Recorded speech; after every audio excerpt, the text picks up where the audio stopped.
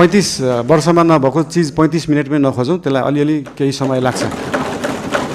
सुकुम्बासीको विषयमा धेरै कुराहरू आएका छन्। हामीले काठमाडौँ उपत्यकामा रहेका खोला किनारमा जुन एकदमै जोखिमपूर्ण अवस्थामा बस्नु भएको थियो, उहाँहरूलाई चाहिँ अर्को ठाउँ सार्ने काम गरेको हो। हामीले उहाँहरूलाई त्यो हेर्दाखेरि, तपाईँहरूले हेर्दाखेरि त्यो खेदाको अवस्था देखे पनि यो 4 वर्ष अगाडिदेखि नै म स्थानीय सरकारमा हुँदा नै सङ्घ सरकारलाई भनेको कुरा चाहिँ के थियो भन्दाखेरि उहाँहरूलाई त्यहाँबाट स्थानान्तरण गरेर होल्डिङ सेन्टरमा राखेर जो सहीमा सुकुम्बासी हुनुहुन्छ, जसको चाहिँ देशभरि कतै पनि एक दूर जग्गा पनि छैन, एक आना जग्गा पनि छैन, उहाँहरूलाई चाहिँ त्यो जग्गाको व्यवस्थापन नेपाल सरकारले गर्नुपर्छ। त्यो हाम्रो सरकारको र हाम्रो पार्टीको मान्यता हो, त्यो उहाँहरूले पाउनै पर्छ।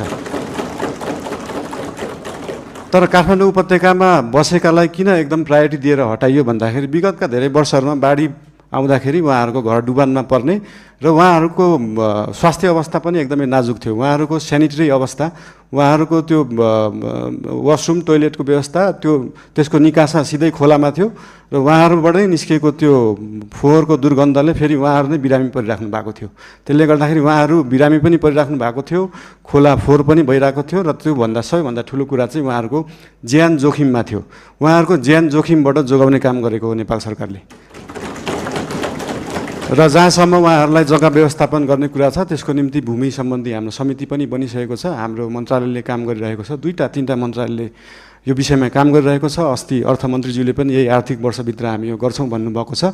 यसको लागि जति समय लाग्छ त्यति समय लाग्छ, हतार गरेर हुँदैन। यो चिजलाई चाहिँ जति समय लाग्छ, 35 वर्षमा नभएको चिज 35 मिनटमै नखोजौँ, त्यसलाई अलिअलि केही समय लाग्छ।